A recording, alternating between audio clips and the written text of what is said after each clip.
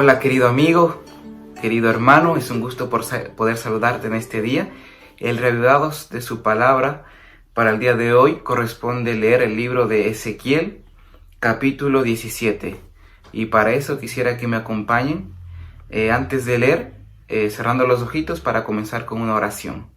Querido Padre que estás en los cielos, te damos las gracias por el don de la vida. En estos momentos pedimos que el Espíritu Santo pueda posarse sobre cada uno de nosotros y así poder escuchar lo que usted nos quiere decir a través de su palabra. En el nombre de Jesús, amén.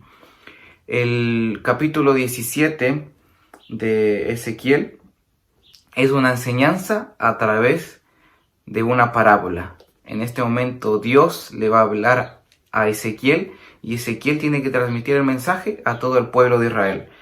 Y empieza diciendo algo interesante en el versículo 3.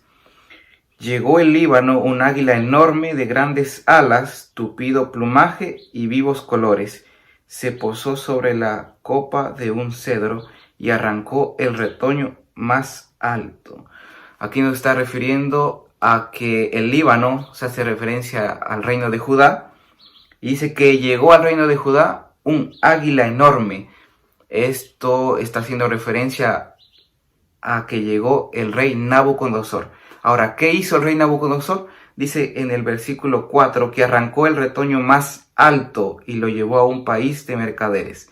Esto quiere decir que el rey Nabucodonosor llevó al cautiverio al rey Joacim, el rey de Judá, y lo llevó a Babilonia. El versículo 5 dice lo siguiente: tomó luego semilla de aquel país y lo plantó en terreno fértil.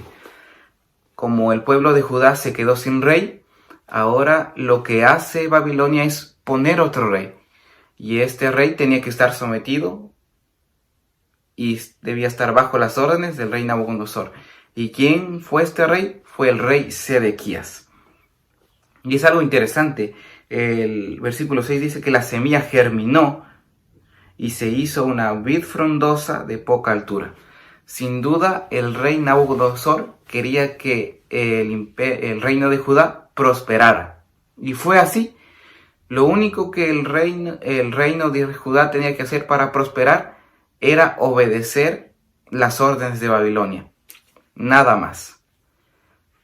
Y en este caso el que tenía que obedecer era el rey Sedequías. Pero resulta que el rey Sedequías ya no quería ser sometido y él quería más. Entonces, ¿qué hace el rey Sedequías? Busca alianza con otro imperio. Busca alianza con el imperio egipcio. Y el versículo 7 dice: pero había otra águila grande de gigantescas alas y abundante plumaje, haciendo referencia al imperio egipcio. Y la ambición de Sedequías era tan grande que miren lo que dice el versículo: y orientó sus ramas hacia ella para recibir más agua de la que ya tenía. Había estado plantando en tierra fértil junto a aguas abundantes para echar retoños y dar frutos y convertirse en una hermosa vid. Sedequías quiso más de lo que ya tenía. Y Jesús hace la siguiente pregunta y es muy interesante: ¿prosperará esa vid? ¿Prosperará el reino de Judá? ¿Prosperará el rey Sedequías? Y esta respuesta nosotros la podemos encontrar a través del libro de Jeremías, de Isaías, de Ezequiel, del libro de las Crónicas, donde nos damos cuenta que Sedequías, por hacer alianzas con el reino del imperio egipcio, dice que Babilonia llegó y destruyó.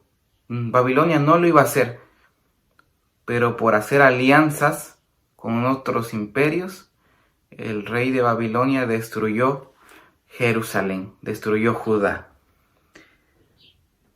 Lo interesante es que después del cautiverio todos llevaron a Egipto, pasaron 70 años allá, volvieron nuevamente a construir Jerusalén y ahora estamos en el periodo en el cual nosotros somos la Israel espiritual y también el Señor nos da una promesa hacia nosotros. En el versículo 22 al 24 nos habla algo muy bonito y nos dice que de la simiente de David van a nacer un retoño. haciendo referencia a que van a ser Jesús. Jesús nació, se cumplió la promesa de que Jesús va a venir por segunda vez y sin duda también se va a cumplir la promesa de que Jesús va a volver por segunda vez. Queridos hermanos, nosotros sigamos confiando en Dios, no seamos como el rey Sedequías, no seamos como el pueblo de Israel de ese entonces, que dejó de escuchar la voz de Dios, dejó de hacer la voluntad de Dios y empezó a hacer lo que mejor le parecía, empezó a hacer su voluntad. Queridos hermanos, que Dios nos pueda bendecir y que en estos momentos podamos obedecer a Dios, porque las personas que obedecen a Dios son las que aman a Jesús.